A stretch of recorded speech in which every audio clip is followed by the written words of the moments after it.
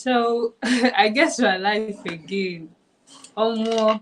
This is what we call learning in the process.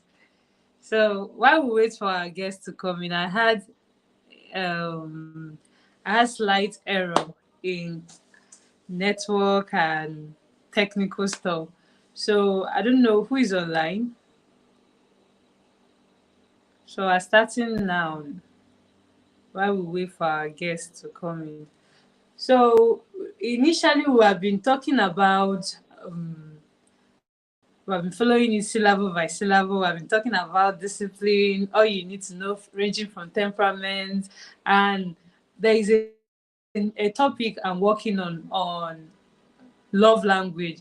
But currently, I decided to spice it up and stretch out my faith to going live, and luckily I was able to reach out to Afam. I can see you. Thanks for joining online. I was able to reach out to Miss Rejoyce Samuel. So, and we have been online since 3 p.m. We didn't know that we had a little issue. So people could not see us. We can only see ourselves. But I guess now everything is rectified. So while we wait for her. So today we'll be talking about what every parent about raising children. If you have been following me well enough, I'm really passionate about parenting. So she's back. Okay. Welcome Are we back. starting afresh? Thank We you. have to. I didn't know that the setting. No, I'm actually new to the game. I was only Oh viewing my myself. I God. was wondering why are people not really online and all that. So I had to pause it. I didn't know how to start explaining. I had to pause it, but we're not going to Oh make my it God. long because I know you're already tired. Likewise, No, myself. So it's not like, even tired. I was really enjoying the conversation. Me that was talking, I was uh, enjoying the conversation. okay. Yes. So I was also enjoying, but I was not checking. I wasn't seeing anybody online. I had to go back to Okay. my this thing. So back to Okay. what we are talking about. Okay, let's just Okay. briefly do a an introduction so we can start. So my Okay. audience will know. Mm. Okay. Okay, everyone. Good evening, everyone. Thank you for Mm. joining us. Thank you so much, Tis Mama, for having me. It's a pleasure to be Thank here. you. My name is Rejoyce Samuel Izondo. So whenever you think of my name, because she said I should do a brief introduction, so I'm going to be fast. When you hear the name Rejoyce Samuel, it's just about education, school leadership, and parenting. So I'm an educator. I've taught across nursery, primary, secondary, public, private schools, and currently I'm a head of school, and I'm also a parenting coach. So I basically wear the hat of educating both children and parents. So I think that's all.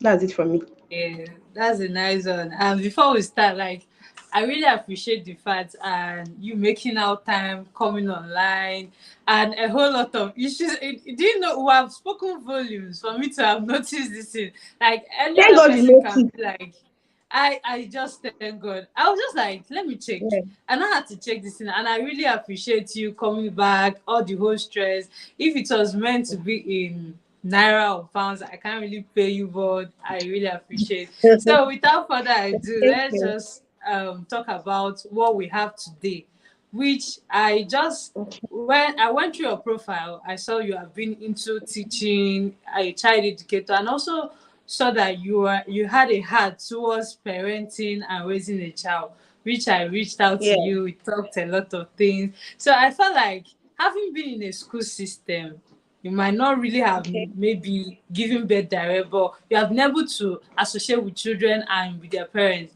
So if you are given a platform, which we're already giving you a platform. So what would you think, or what do you think parents need to know, and which area do we need to broadcast this so they will be aware of their mishap and whatever that will affect this child from growing and becoming a responsible individual?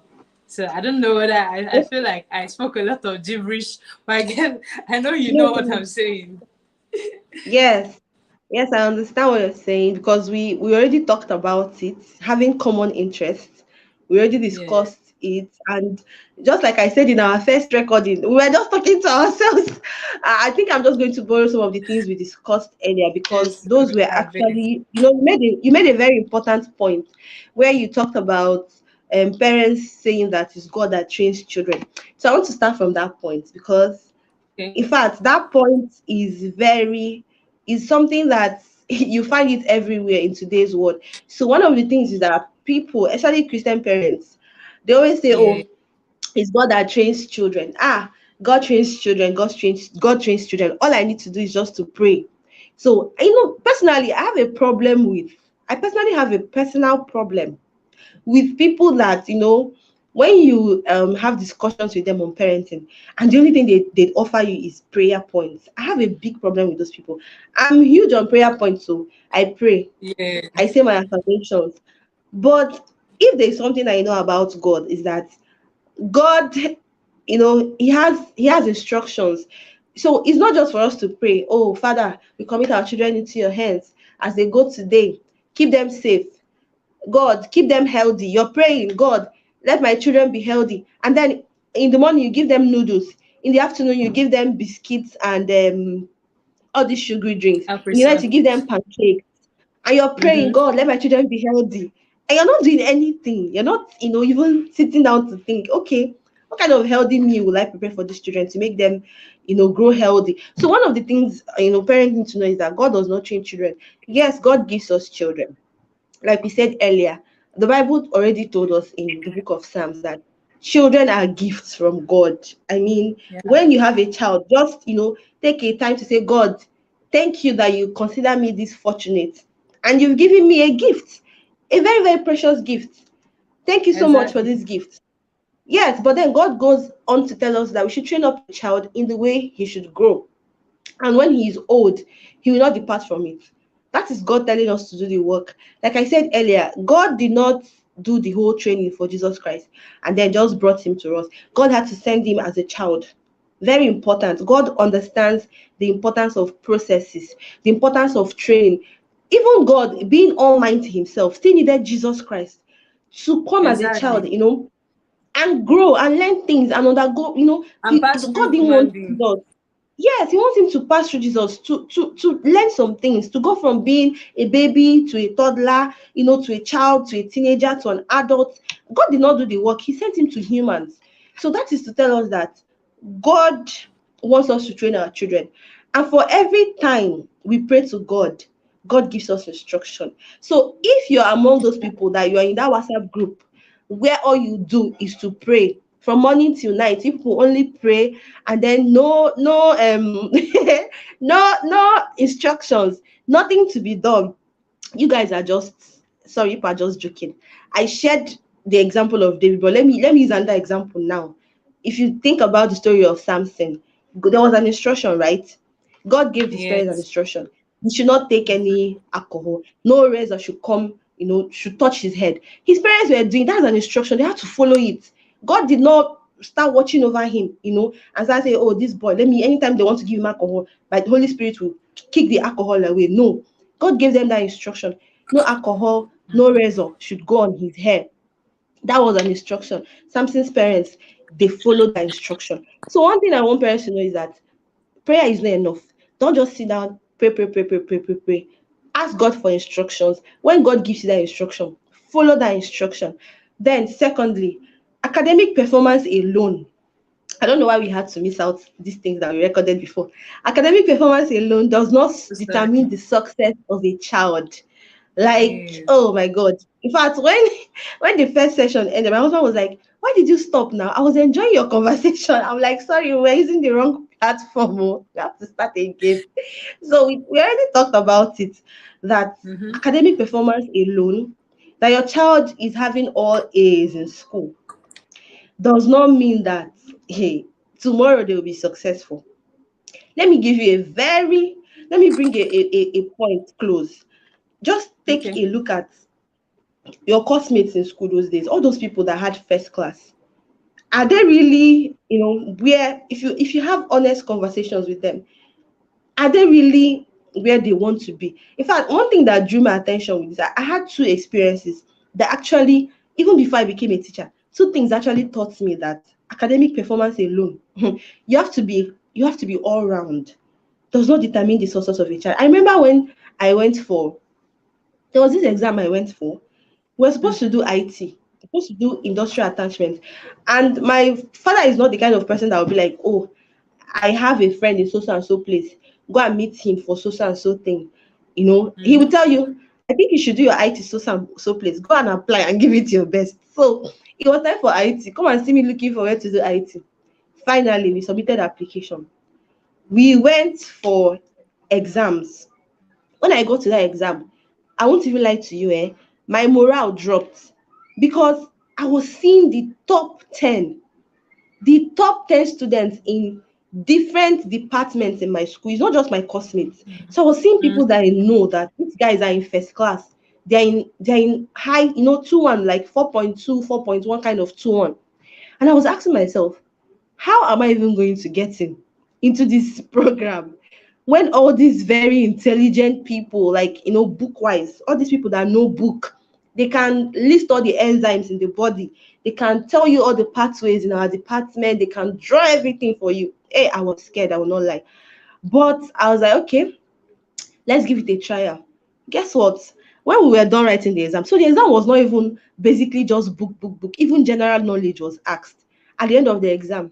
Me, that I did not even believe that I was going to get it. It was just hope. Hope. I was number 5. Like, results came out, Wow. top 5. I'm like, who? Wait. All this my AAA students, they did not get in. Like, they were just scoring like 20, they were like 20th position. Few of them were in Mm-hmm. the number 1, number 2.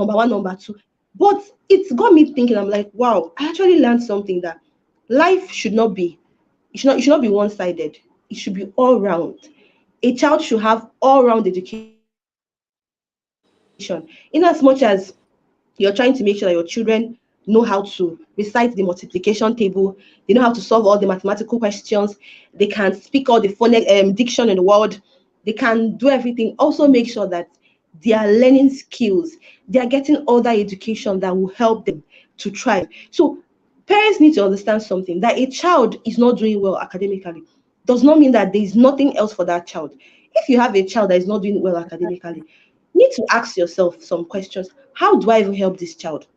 You need to start asking yourself that kind of question. What is my child's problem? Because sometimes some of these children that don't even do well academically, it's not like they are dumb. Because as a teacher, I love to believe that every child can learn. That is my personal mantra as a teacher. Every child can learn. Every child will learn. Every child must learn. In fact, while we're on break, I Wait, just got repeat it. Every child. we're just deliberating about uh, sorry. Okay, you said So something. we're just Every child deliberating must about learn. Every child yes, must every learn. child can learn. Okay, can Every learn. child must learn. Every child will learn. We Yes. learn. So before I even came back, we're having this deliberation over there's an activity we want to carry out, and a parent was like, "Oh, don't you think this activity will make my child not to focus on the academics? I send this child to school to learn, blah blah blah."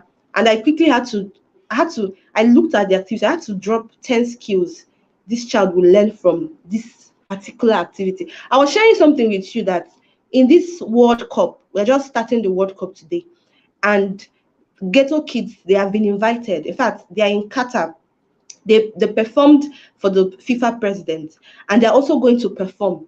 This is something that I think in Nigeria, musicians like Pato Rankin, people like Kiss Daniel, these are adults. They are going to perform in that platform. Yet we have children, children that are still very little, being invited to perform in the World Cup. Now, they did not come to their school to say, please, oh, this school, give us a list of the top 10, the top best students in school to perform. They did not invite them to come and be reciting A's for Apple. Let's welcome these children to come and recite all the laws in physics. No, no, no, no, no. They are invited because of what? Because of their talent. These kids, whoever Skill. discovered them, must have seen that these children are good at this thing. And there's something parents don't realize. When your children are engaging in some other activities that are not book like centered, They tend to learn more skills. For example, a child who belongs to a dance club is learning collaboration. And in education, we have what we call the 4 C's of 21st century education. Those 4 C's are: there's communication, there's creativity, there's critical thinking, there's collaboration. These 4 C's are the focus of the 21st century. Every well meaning educator, every well meaning school should know that a child in this century should be learning communication. Because no matter how well you know something, if you cannot communicate, nobody will buy what you're selling. I can be selling the best thing, but if I cannot communicate the advantages of my Exactly. product, nobody's going to buy. I mean, if you did not communicate your mission to me and I communicated my own mission to you, probably if on my page I was not communicating my values, you wouldn't have thought of inviting me. And probably if on your page you were not communicating your values, I wouldn't have thought of accepting your request. But then we've both communicated our values and we're like, oh, this person is speaking my language, this person is speaking my language, let's do this collaboration. And then here we are collaborating. Is an important skill. So a child that is learning to dance, a child who belongs to a dance club, is learning how to collaborate with people.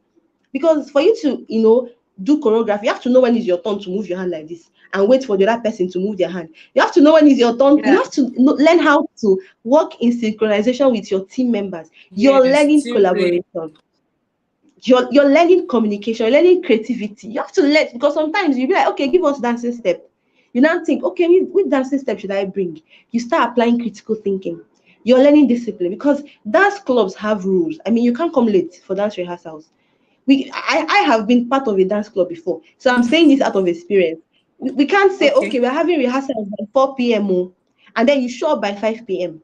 The consequence is that you're not going to participate. And everybody Exactly. knows that if you belong to a dance club, one thing the good thing you do for yourself is you have to constantly participate. You have to sell yourself. You have to be participating.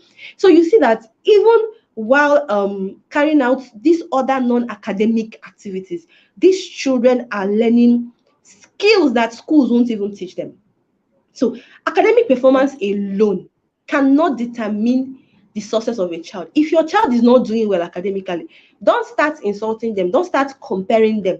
Don't start. Some people say those people that are carrying first position, how many hairs do they have? How many heads they have? How many hairs they have? Don't start telling them, oh yeah, you're wasting my money. I'm paying school fees for you. I'm buying snacks. Look at your sibling. You start creating sibling rivalry among them. Children will start hating themselves. Oh, my mom likes my brother more than me. My mom likes my sister more than me. I will hate my sister.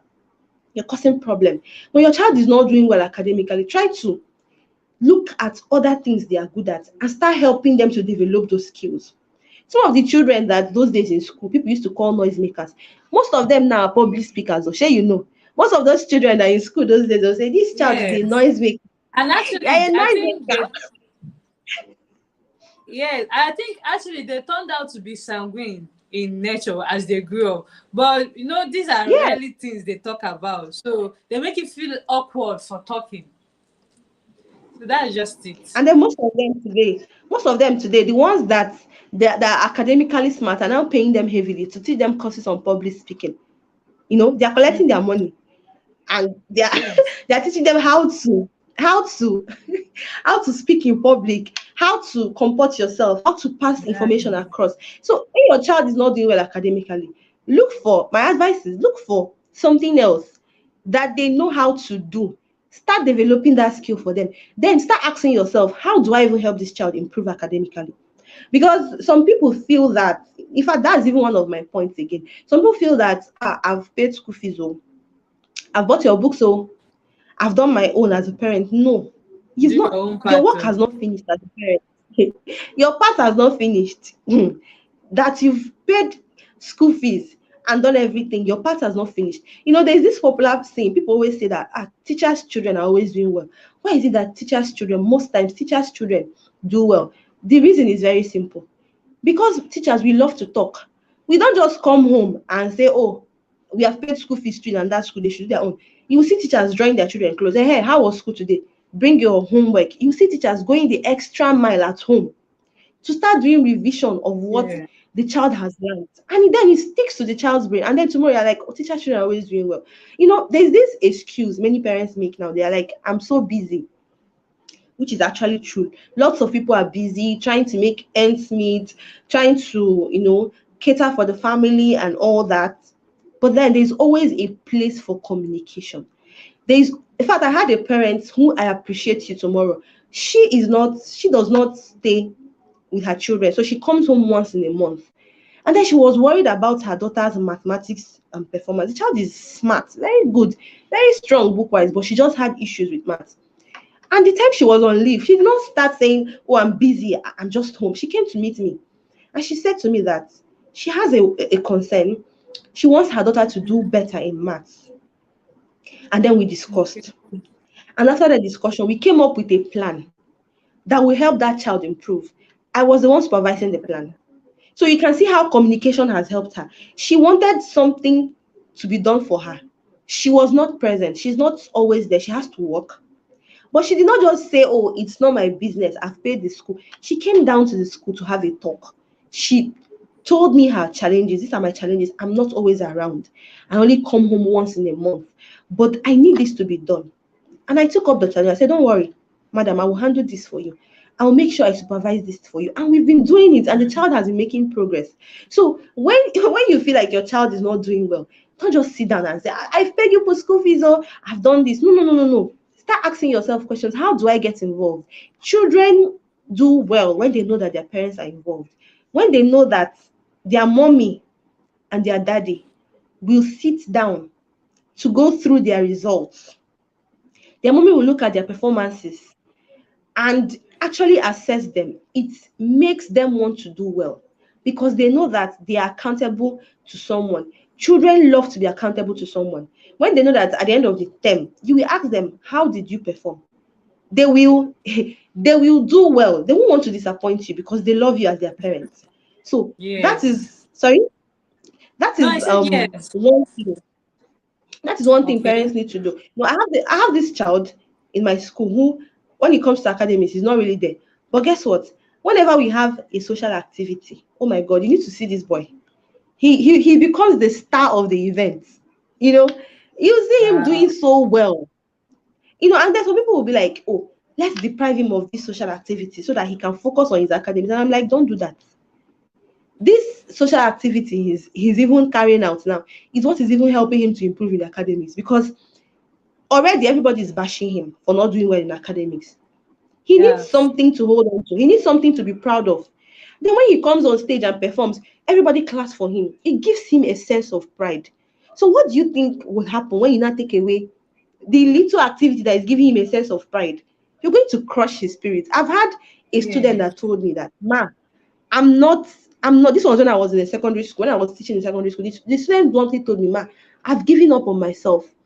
I'm not Wow. doing anything again to ace my exam because my parents have given up on me." They don't even This boy openly told me that my parents don't even see the little progresses I make. It When does. when I improve, they don't even see it. All they do is to compare me with my siblings. So what's the need of even stressing myself trying to do better, when at the end of the day, because I'm not getting A's, they will now still tell me that I'm dull? So I've accepted that I am dull. Let me just be dull. No Wow. problem. It's not going to be a crime to be dull. So parents need to start realizing these things, that instead of trying to bash your children, trying to belittle them, trying to make them lose a sense of belonging, encourage them. And also realize that the world we are in today is not about academics alone. People are making money So from true. being content creators, being social media managers, being virtual assistants. People are making money being musicians. In fact, some musicians don't even write their songs themselves. They pay the people to write the songs for them. They have the voice. They will go to the studio, sing, they And will make just their sing. money and just sing. There's so many things that people are doing to make a living and to also, find satisfaction in what they are doing. So don't make all your focus on academics. Don't have the personal mantra of all of you must have A's. And then these children, they don't even know their purpose. They're not even harnessing their talents. The talent is just dying in them and all that. So academic performance alone, this is one thing I wish that every parent should know, is that That your child is having all A's and all B's does not mean that they will be successful tomorrow. I've seen places where first class graduates are working and collecting 30,000 naira every month as salary. I've seen masters holders work for 25,000 naira, 40,000 naira every month. You know, and then I've also seen people who just have a degree, probably just passed second class, third class, first class, but then they don't focus on just academics. I've seen them, you know, do other things to make money. I've seen them go into different fields. I've seen them use their talents. I've seen them use the skills they've developed to make, you know, to make income for themselves, to find satisfaction in what they are doing in life, other than just, you know, books and books and books. It's good Academia. for children to ace their, you know, books, but then that should not be just, it should not be one thing that parents focus on. No, please. Focus, Parents should yes. learn that children have skills. Some of these skills were given to them by God for a purpose. You know, God gave them these skills to do things. Take for it. Let's even use the comedians we know today. People like Sabinos that studied communication in school. I guess probably he was not even the best graduating student in his school, you know. But you can see him today winning awards. I mean, I'm talking about Sabinos because he's one comedian I can watch his comedy. He doesn't dress like women. He doesn't cross dress. He doesn't promote sexual immorality. So his comedies are very pure and clean. But you can see that what he's doing today is as a result of skills, the skills he picked up, the skills he was able to harness. He will always tell you that if you ask him how did you come to be, say that his father was an MC, I'll be a comedian. So he continued from where the man stopped, and today he has gone far He's than a his father. public He's doing figure. well for himself. He's a public Okay. figure traveling around the world. You know, probably if he was a lecturer in the University of Port Harcourt, nobody would have even known him today. Nobody will Probably people would notice not him. even really know. Exactly. So academic performance does alone does not determine the success of a child. That's one thing I want parents to know.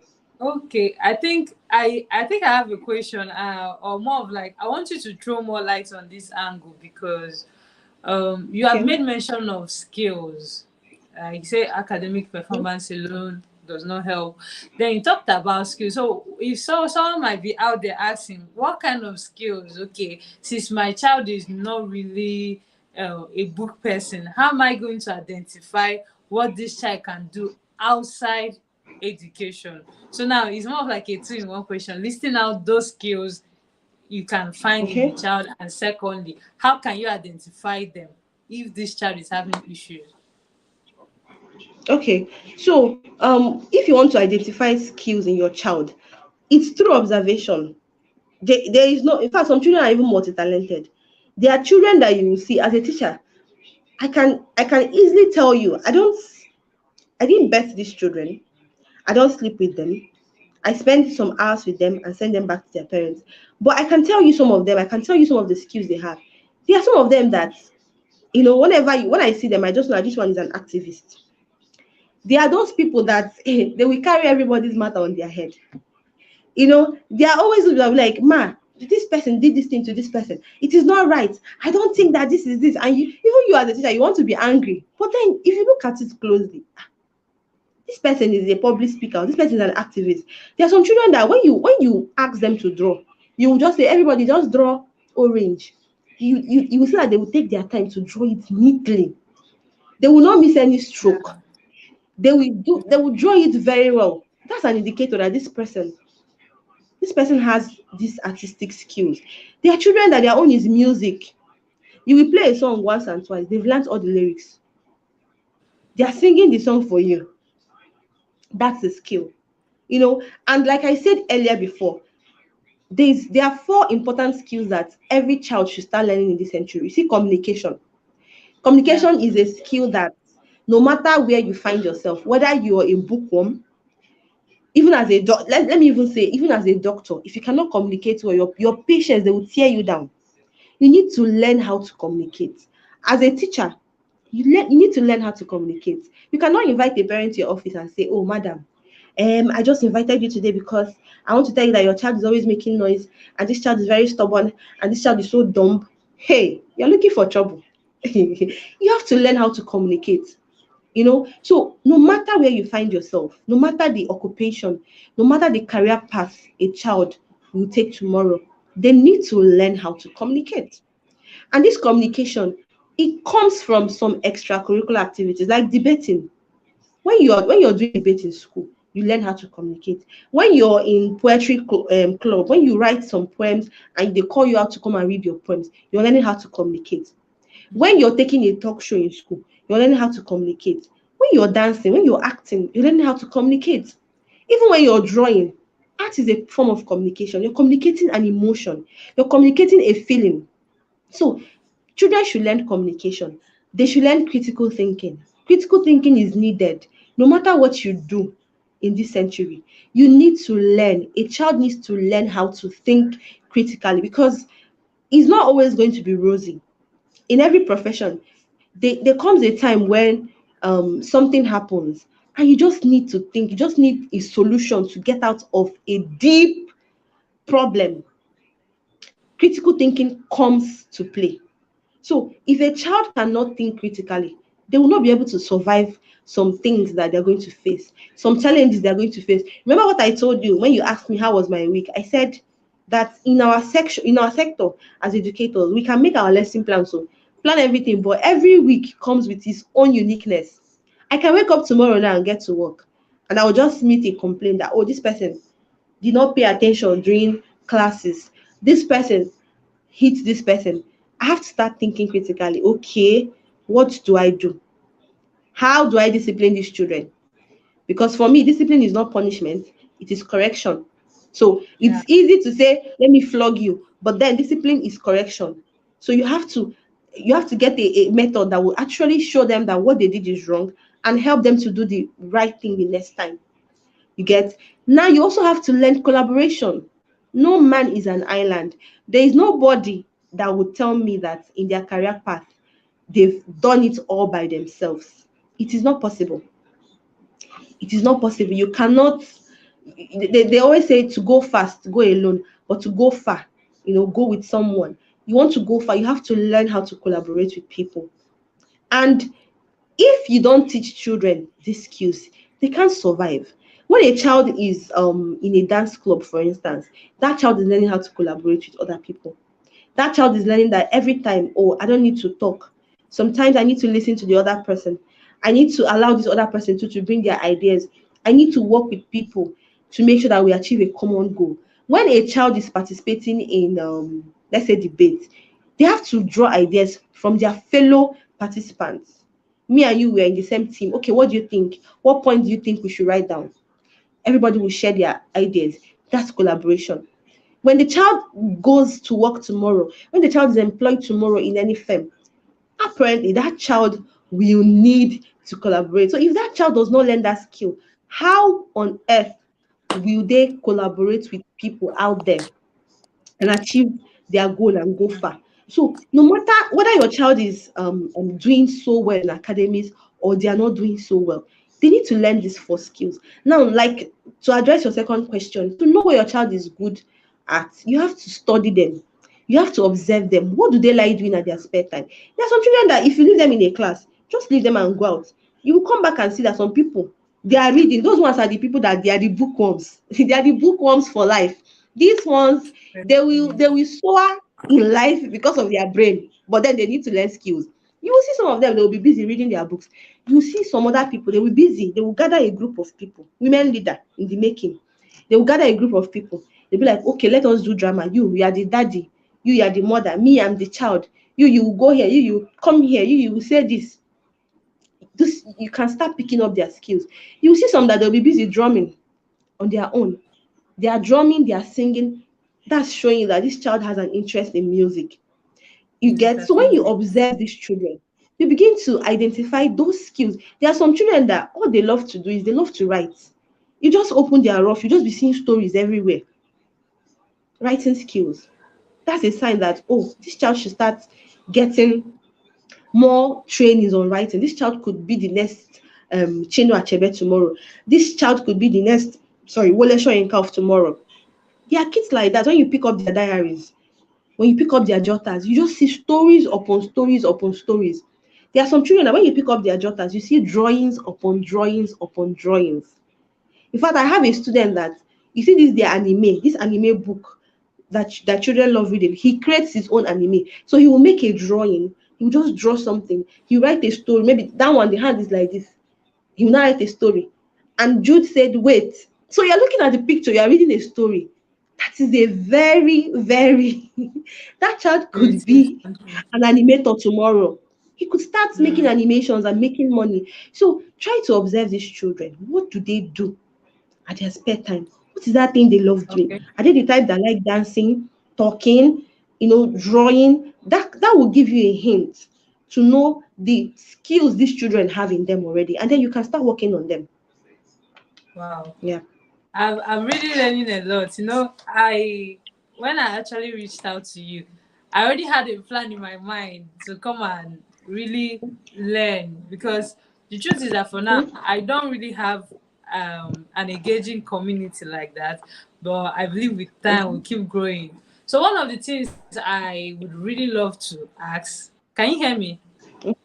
Yes, perfectly. I hope you can see me because Okay. I had to plug in my power bank. Okay, okay. Yeah, I can see you. So one of the things I would Okay. really love to ask, and I guess someone out there that will be watching it will also love to ask, is that one, when is the appropriate age, or when do you Okay. think this child will start displaying these things? Then let's assume that finally a parents have been able to identify that this is the um, area my child loves very well. How best is Okay. this parents going to help the child manifest that skill in them? For instance, you made mention of someone that can draw, or someone that you notice enjoys dancing.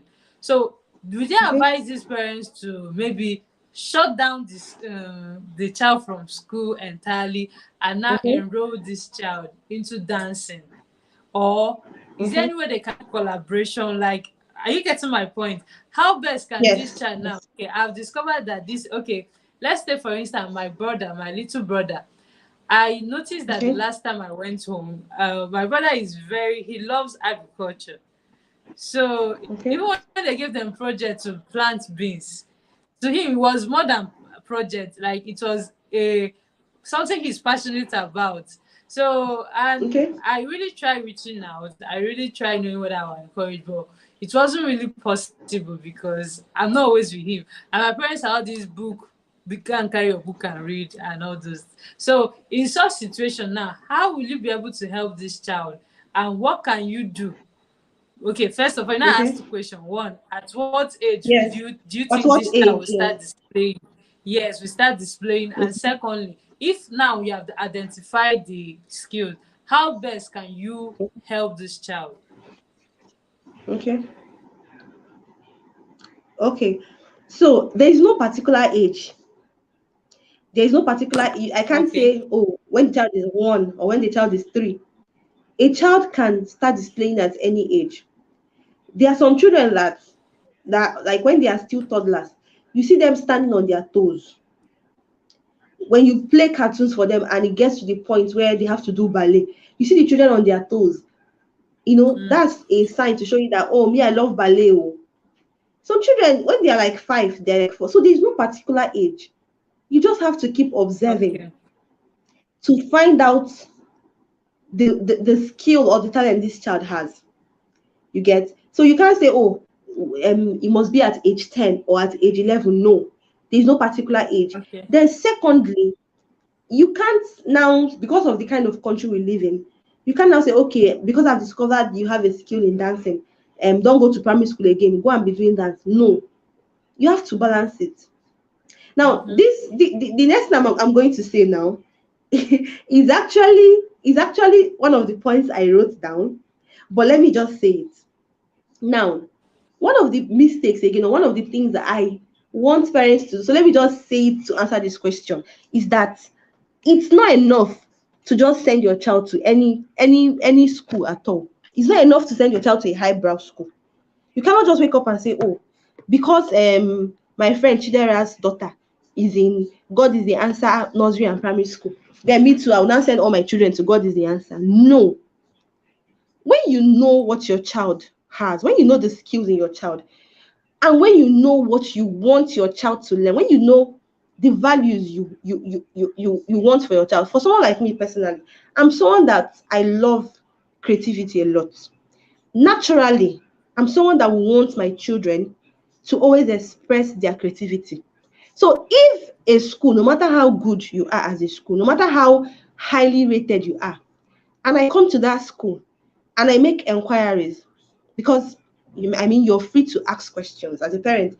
Don't make that mistake of just, oh, you just go to a school, just maybe you just go around the school.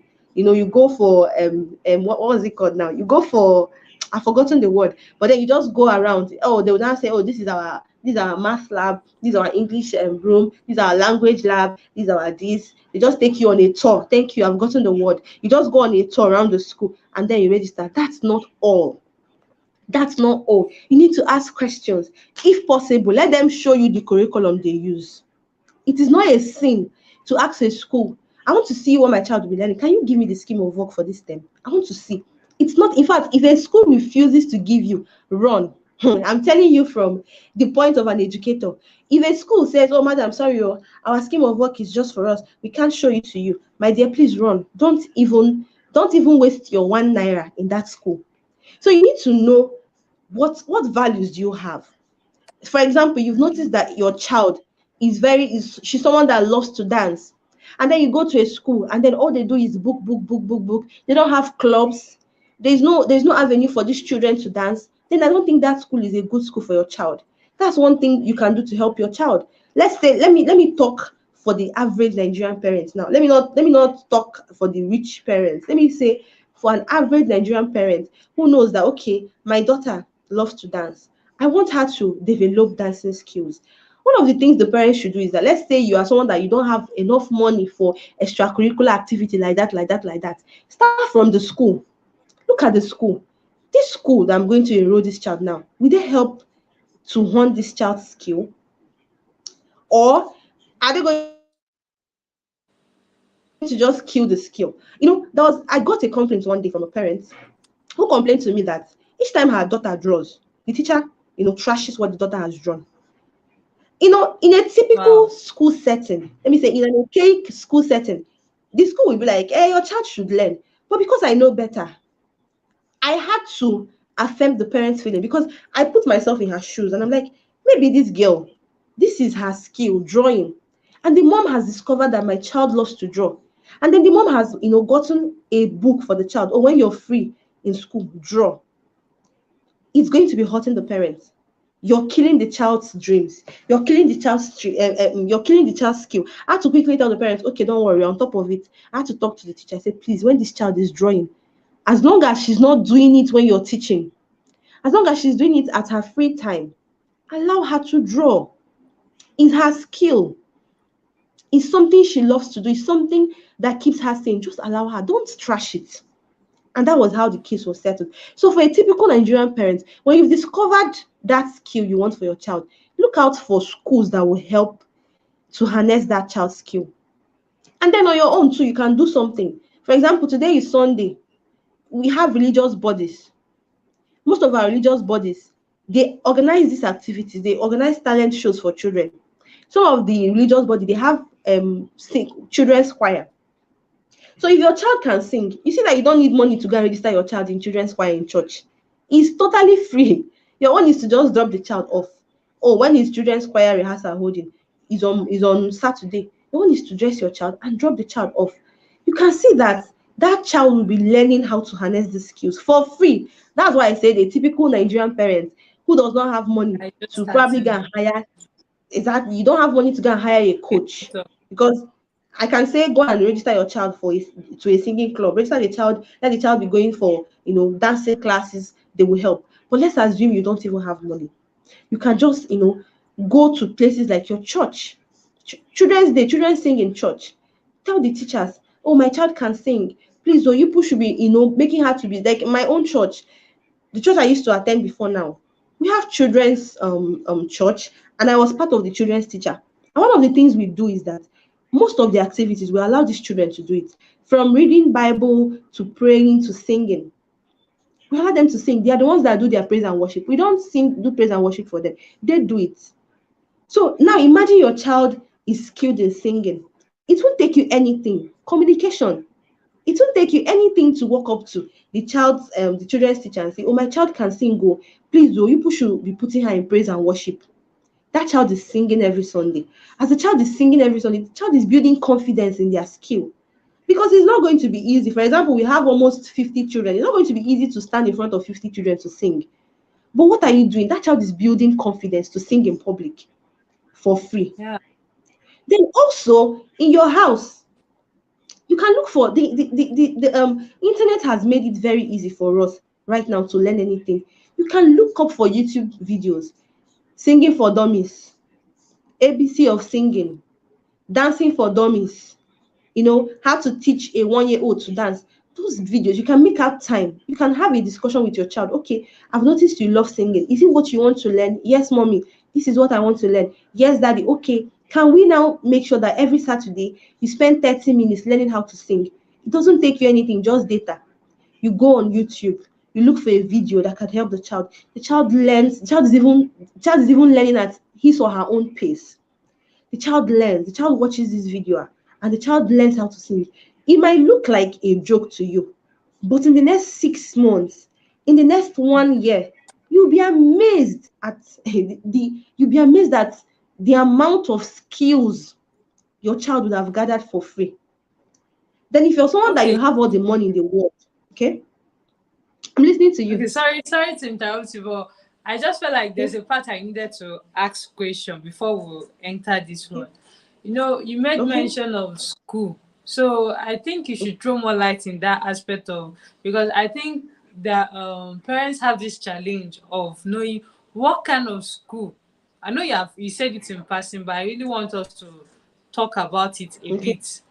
Yes, okay, in the aspect of how do okay an average parent, because if he's a rich okay, person, there's this morale riches give you or money gives you that you can badge into, and mhm, everybody's answering sir, ma.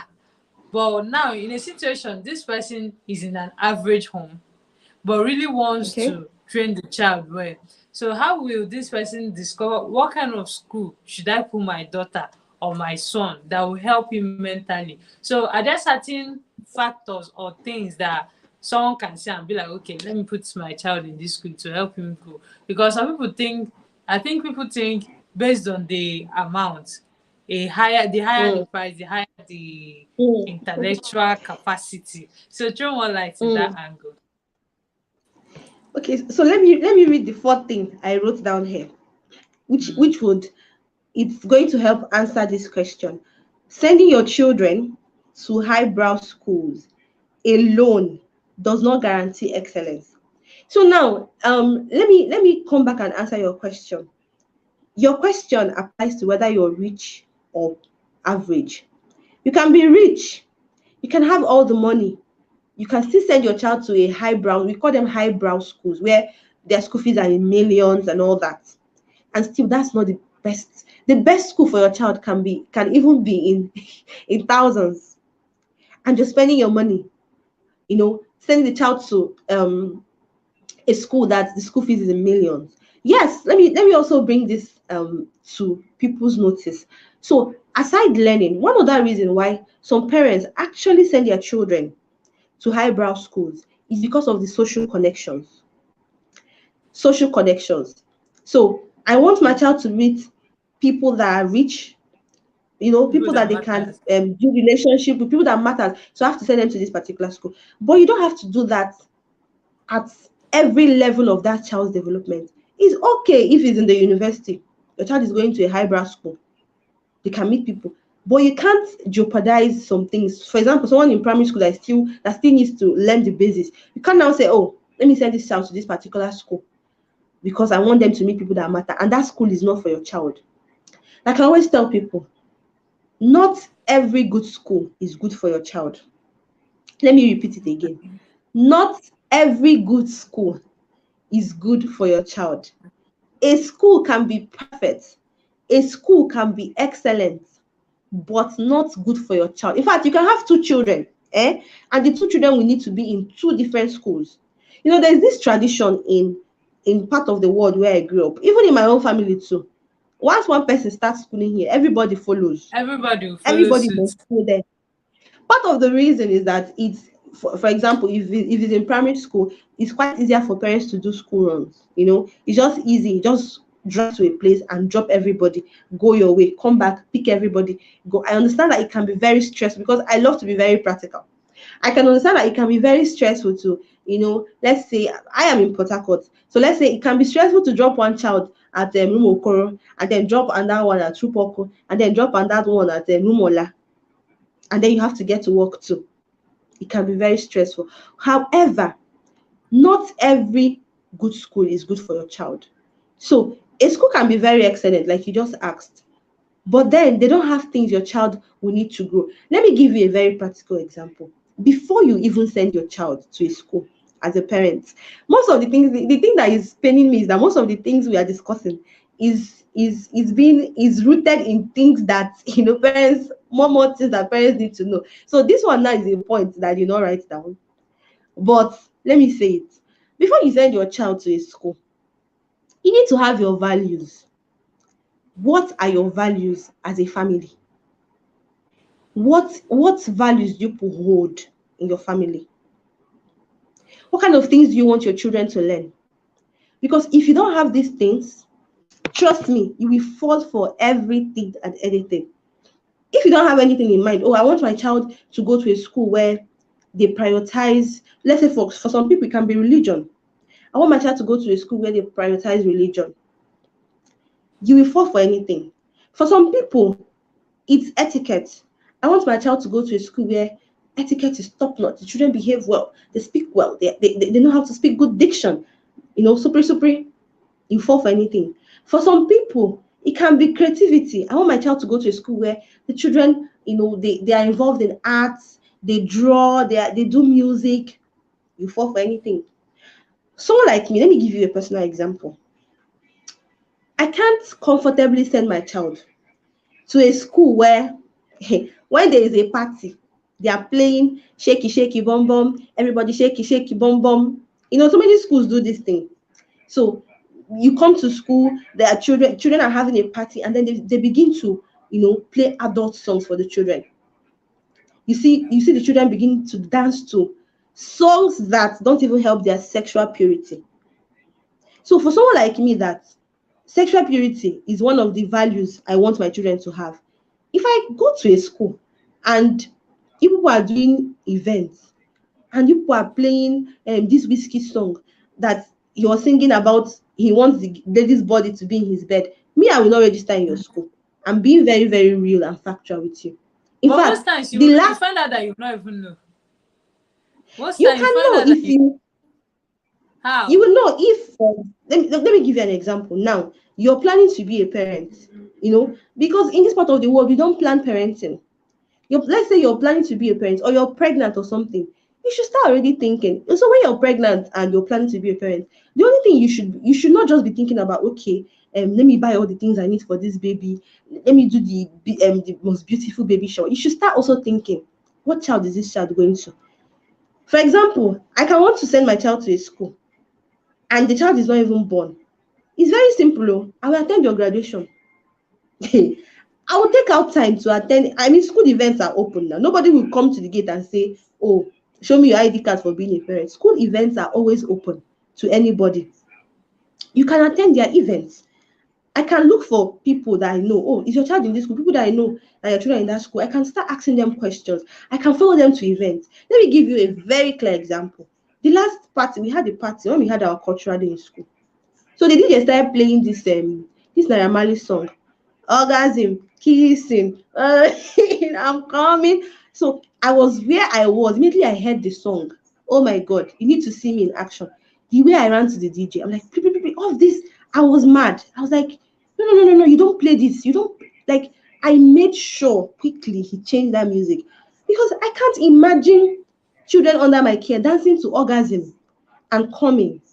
But for some other people, I mean, it doesn't even matter to them. The children will go for parties, they will play whatever song, and then tomorrow these children are engaging in some kind of immoral acts, and you're wondering where is it coming from. When you fill their head with some, sexual thoughts, you've played some, or you think they're not listening to the lyrics. Children are the if you want to learn a song, meet a child, they will teach you. Children can sing songs word to word.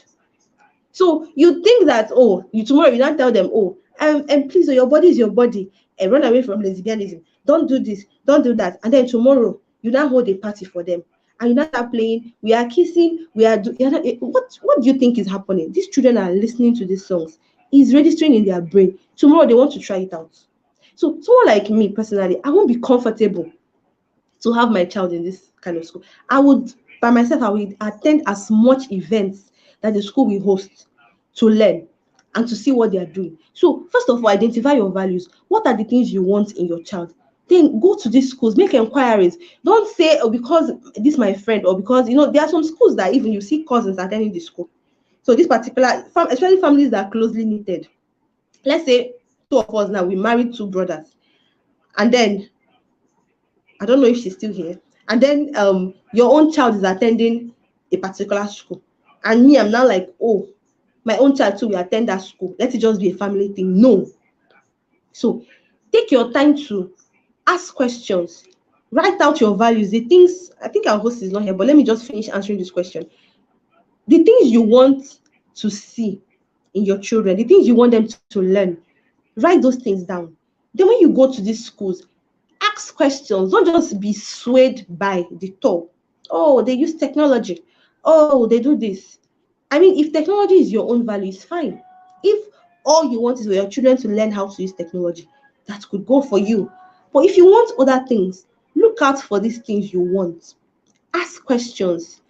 Plan on school registration. Don't wait till your child is 1. You're now running helter skelter. You're now trying to look for school when the child is 1. No, before the child even reaches the age of going to school, start making inquiries, start asking questions. Like I said in the previous recording, everybody is raising children, right? We are all raising children in this world, but only few people are raising children who will thrive. Let me repeat it again. Everybody is raising children. We are all raising children. We are all training our children, but very few people are raising children who will thrive. And you can't raise a child who will thrive by following the crowd. Okay, you can't raise a child who will thrive by I'm following here. the crowd. Can you Okay, see you're me? here. Yes, I can Yes. see you. Okay. So I was just saying that in our generation, everybody is raising children, but only Mm. few people are raising children who will thrive. And you can't raise a child who will thrive. You can't raise a child who will fulfill their purpose by following the crowd. See, parenting, to parent effectively, is like a man that is commanding an orchestra. The person that is leading an orchestra backs the crowd. He's not looking at what people are doing. I mean, I think for a reason is for him to focus. When I think of the man that is controlling the orchestra, I like to think of the reason why this man is backing this audience is because he needs to focus on the people he's directing. Because he can be looking at the audience and somebody's like, this song is even boring. He starts doing the wrong thing. He starts Exactly. losing Or focus. giving He facial starts doing the expression. wrong thank you. He starts doing the wrong thing. So if you're someone that must parent effectively, you must be like the man that is leading the orchestra. You must learn to make decisions for your children that is not even favorable. Let me tell you one of the crazy things people are doing these days.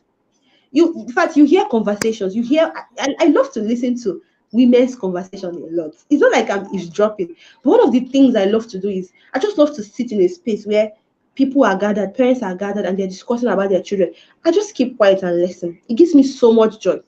It opens my eyes to lots of things. There's this crazy thing you see people doing. You see somebody saying, Chidera, you did not buy a tab for your daughter. Maybe your daughter is 4 years old. Chidera, you didn't buy tab for your daughter. Let me now speak it in Igbo. They'll say, Nne, ọkwa tab na-ewizi kịta o. Zọkwara nwa gị tab, ọkwa tab na-ewizi kịta.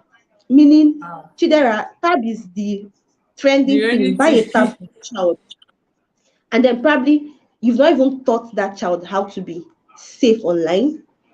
You've not created a structure for the child to know that you can't spend all day on tabs, because there are homes that children just wake up, next thing they do is to pick up their tabs. No routine. There's nothing like, oh, this is time for brushing, this time for prayer, this time for chores, this time for reading, and then this is time for tabs. You've not put structures in place, and then you just, oh, because akwachi there anymore, I go to one tab, so bad, I'm go take one tab. And you go Daddy take choma, wait, go, you go and buy tab. You now give your daughter tab. No exactly. training, no nothing. It's just because everybody is doing it. He's doing That it. is not Yeah. effective parenting. So to parent effectively, in fact, you have to dedicate time and just sit down and ask yourself, what do I do? What do I do? For example, let me use my husband and I. We wrote down our family values during our honeymoon. No child, but we have our family values. Things that that matter to us, things that we hold on to. So that when our children will teach them, oh, these are our values, these are the things we want to see in our home. We did not wait for when, oh, we now have a child, we now start, okay, what are our values? Because we have to start living out our values. These values we want to teach the children, we have to start showing it. For example, I can't, as a mother, I can't want to teach my child to have a healthy self-esteem, and then I can't speak up for myself. My daughter watches me every time I go out with her. She'll see people ride on me. She'll see me not being able to express myself. And then I come home and say, oh, my daughter, you need to learn how to speak for yourself. That child is not hearing me. They are watching. Children learn from what they see than what they hear. So if you need to parent effectively, you need to start backing the crowd, because everybody waits till the child is one and then they start looking for school. It doesn't mean you should do that. As I'm talking to you, I already have schools in mind that I want my children to go to. I already have schools in mind that, okay, these people, they look like the things they do are things that align with what I want. So I might want to put this child here or here. So you have to start making these inquiries before the child even comes. You have to start asking yourself, what school, what value? It starts from the value. What value do I want? What thing do I want to see for my child? Like I just told you people by oath now, that I can't send my child to a school where they have parties and they play sexually immoral songs. They play songs that insinuate sex and especially in secondary schools, they leave these children that are beginning to enter puberty. Hormones are beginning to build up, and then you're playing this kind of song for them to dance to. What are you teaching them? They are listening to these songs, and then tomorrow we now record that, oh, this and this happened in school, and you begin to wonder, where are they learning these things Where from? is it So coming from? that's Okay. thank you. For me, that is going to be a pointer. So that is what I have to say concerning this question you just asked me now. Wow, we have really I don't want to keep you for long, but we have really talked volumes. I think I'll ask Yeah. couple, maybe one or two questions, then we'll end for today. So you rest. I don't want to stress you for your people. So Okay. okay, I think judging from, or if I'm to get what you're saying in terms of family value is just like what is really standing out for you people, for your family. Yes. So it's Yes. from that family value you can actually get to look for schools for your child. And I Yes. think Yes. also, I don't really know much in terms of school, but I think also that's where prayer also comes in between, because you can't even Yes. do parenting without praying. Yeah, but Yes. despite they give you the tips, they give you tricks and all that. That sometimes you have tricks, you don't know how and when to use it. It's just like someone that have bullets. You don't even know how to shoot and when to shoot. You get, so it's like Yes. prayer it cannot be taken out from the whole stuff, because that's when you begin to Yes. ask God, God, is this where our child should be, in order to bring Yes. out the whole stuff, like Best. what you have in store for him. Then I think another Yes. question I wanted to ask is Okay. concerning, okay, you said something about sometimes parents even give up their children, they give them laptop as if it's the raining thing. And Hmm. somehow they are giving some people, I think majority of people that fall into that temptation are usually the busy moms, the busy parents in Hmm. terms of working class parents. They tend to use it to Hmm. wave off the distance. So I think lastly, the question I wanted to ask is, you have been in touch Okay. with students, so in Hmm. with student, yeah, couple of times. So which area do you think that, or how best can a parent build an emotional bond with the child? Because the truth is that in as much as you say communicate, you learn, you need to teach this child communication and learn. Sometimes I realize that this communication is quite hard. Take for instance a teenager. You know, as they are growing up, there's this, they start throwing tantrums. They start want Yes. to, they want to be the boss. So in such situation now, because I've had couple of parenting teaching, the woman said something that during the this thing, during the what the, when you want to bring back the child from school runs, yes, during the school run, that is when you engage your child. But I find out that some children, when you ask them how are you, they just give you one monosyllabic word, I'm fine. And at that point, Hmm. the parents feel calm. Okay. Talking to my nephew, he was like that the mom said you should confide in him. But each time he finished telling the mom something, the mom go and escalate it and use it and start insulting him. So now in such Hmm. scenario, what's the best approach for a parent who wants to really bond with the child, to bond with this child, Hmm. and secondly, a parents that have made mistake already, maybe Hmm. trying to, there's a thin line between over parenting and not even parenting at all. You want to make sure your Hmm. child is not corrupt, you want to make sure that your child, nothing happens to him, and at the same time you find out that this child, you have lost him. So I don't know that I get my question. I'm trying to, Yes. so that's just Yes. it. Yes. Yes, I actually love, like, it seems like your questions are just taking out points from what I've written, because you mentioned Okay. something very, very important here, that there is no communication without bonding, and that is a very true fact. If our parenting begins with being bonded with your children, having a good relationship with your children is one of the basics, one of the things that will help you in parents, because the truth is that whatever you're doing, there's one scenario I always like to remind people of. No matter what you're doing for these children, you think that, because so many people actually have control over their children when the children are still small. So these children are not obeying you because they want to. These children are not even listening to what you're saying because they want to, but because they have to. I just have to listen to my daddy. I just have to obey him because he's paying The my school problem will fees. not come out. So, but the moment you stop paying school fees, they can go 2 months, they've not called you on the phone, because Exactly. there's no relationship. I mean, if I'm calling, what are we going to talk about now?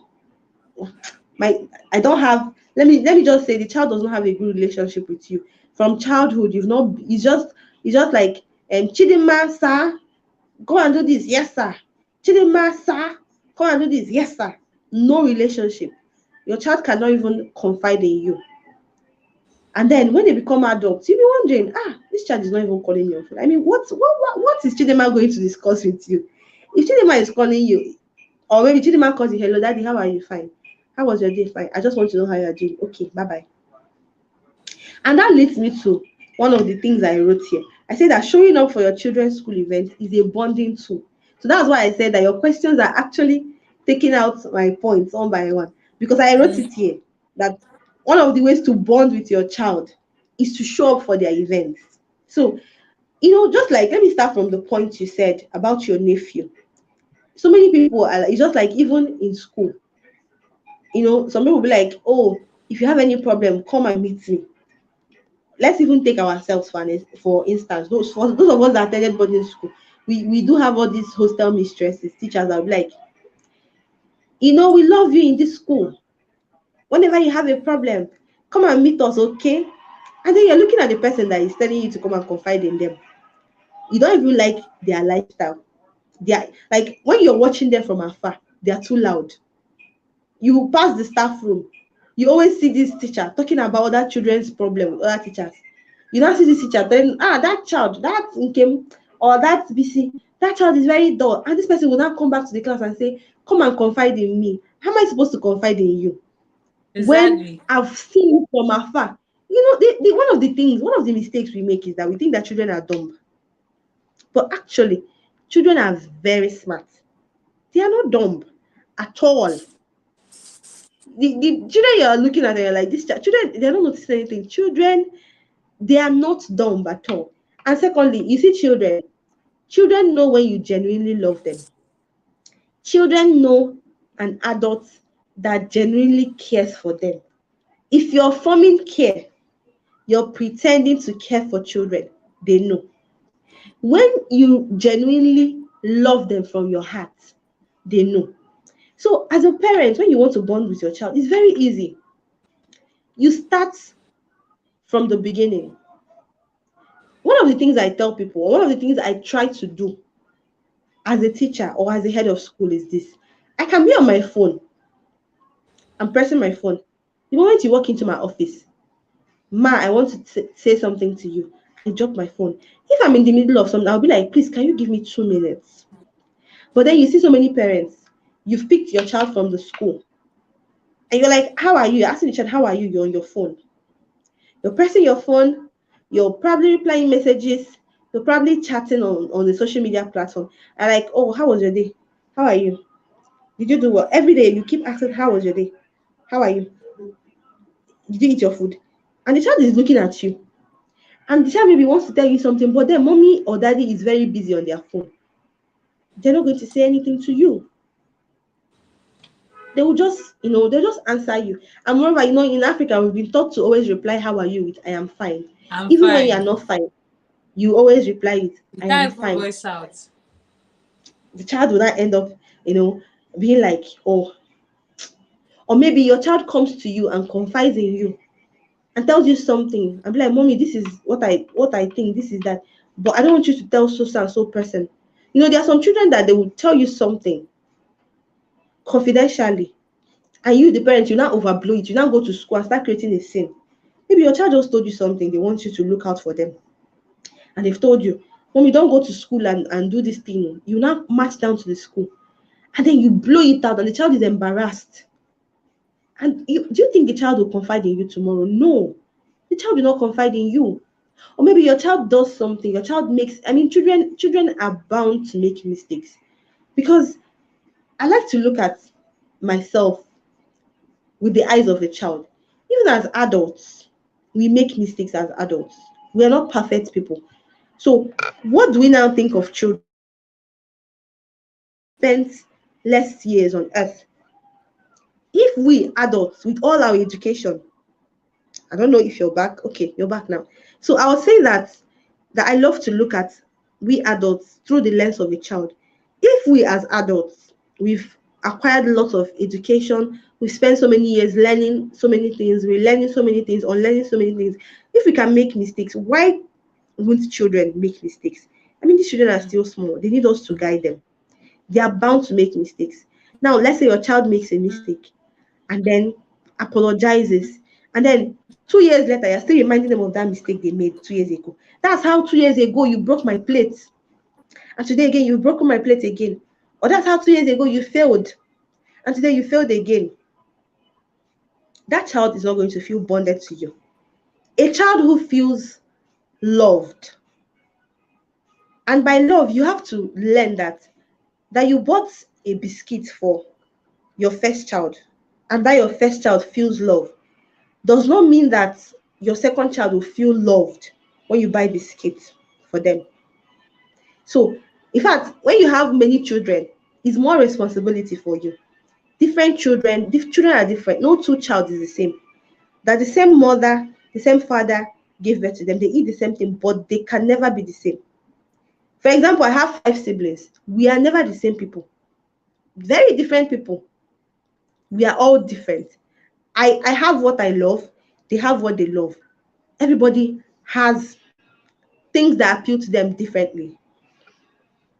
Okay, so I don't think she's here. Let me just hold on a little. Just hold on and see.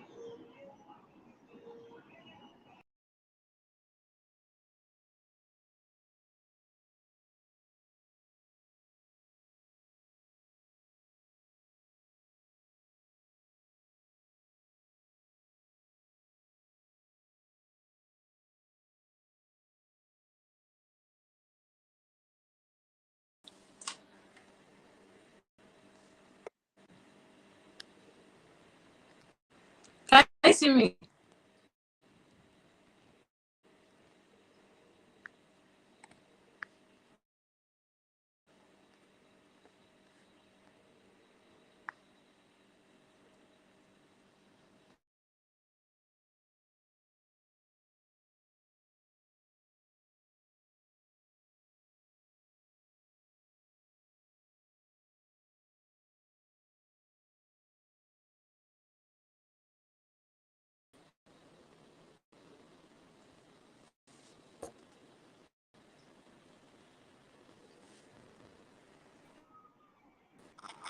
Okay.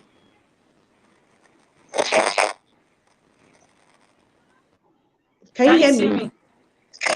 Yes, I can see you. Yes. Though I think you're okay. Good now. You were on two different accounts. Is this still showing too? No, no, no. It's showing one now. Okay. So we have talked Okay, so enough, I'll. and I think why this thing is giving issues because the longer it takes, you Okay. start having. So we'll wrap up. Oh, okay. Okay. We're So going. let We're me just definitely wrap going to up. have part 2. Part 2 Ah, because okay. this gist have not finished. So Abby. let me Okay, or start maybe you telling should you just now wrap that up. I'm going to invite you again. Okay. Okay. Okay. Okay. That's fine.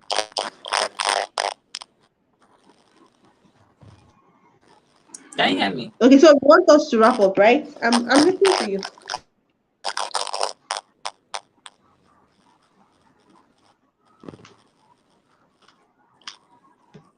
I can hear you. Okay. You were saying you should wrap up. That's what I was trying to get.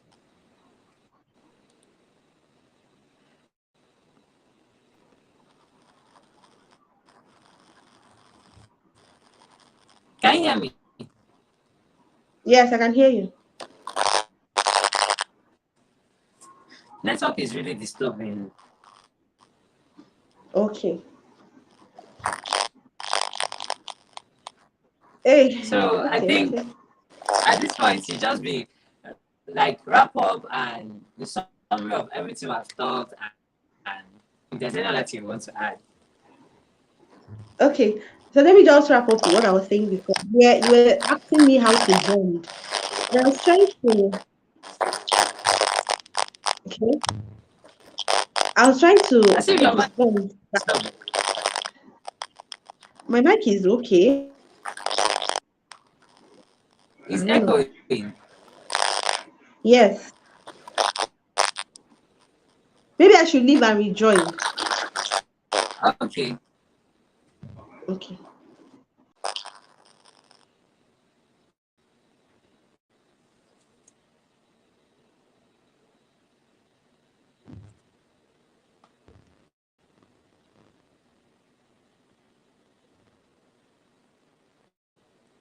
So she's out. I'm trying to get her back live. So meanwhile, I hope we have learned well. Thank you for as many that have joined me and as many that will still come and watch it. Feel free to still English hard though. So feel free to still drop your comments. Okay, you're back. I was trying to engage the audience.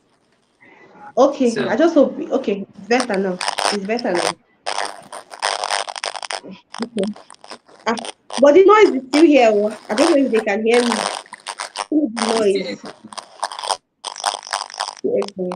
But let me just round up because I think because of stayed long, I was just trying to say that to bond with your child needs to feel heard. They need to feel that you hear them. They need to feel that you understand what they are going through. Let me give a typical example. Your daughter is trying to tell you that she has a crush, and then you're like, God, blood of Jesus, that is evil. Cover you the blood of Jesus. That's so wrong. You've lost it. But meanwhile, when you were younger, you had crushes. Me, I can still remember the first time I had a crush. I didn't even know what the crush means, but I knew that I was crushing on one boy in my primary school. You know, primary school, primary 5 or so. I was liking this boy in my class. So do you think that tomorrow if my daughter comes to tell me she has a crush, I'll not be like, that's bad, that's evil. She needs to know that I understand what she's trying to say. She needs to know that, oh, my mom knows what it means to be a crush, and she can help me. So your child needs to feel loved, needs to feel heard, needs to feel like you understand them. And then you need to bond with your child, you need to know what appeals to them. Different children, different things. For child A, only buying biscuits for the child can make the child say that, my mommy loves me a lot. For child B, it's not biscuit. Oh. If that mommy will come back from work and sit down with you, Okay, she's Bessie, not what doing anything on her will phone. happen? Okay. Isaac, can you hear me? Yes, I Let can me hear wrap up and probably you. Okay. part of the thing we discuss in the next one is really echoing and I Okay. can barely even hear you. So thank you for joining Okay. us today. Did you need to drop your Okay. and the third one because this well of knowledge really need to they really need to I capture can't it. hear again. So I can't in hear. case you are if you want to reach out to her, you can check her handle on Ministry of Parents and as many that really want more. If you want a party to put it in the comment section and I'll invite her again. Then thank you for staying tuned and watching. And for people that will still replay, thank you so much for coming online and thank you to so we'll be ending this particular live stream because it's already giving trouble. And hope you Okay. enjoyed it. So bye. So thank you there. With Bye. Good night. Yeah.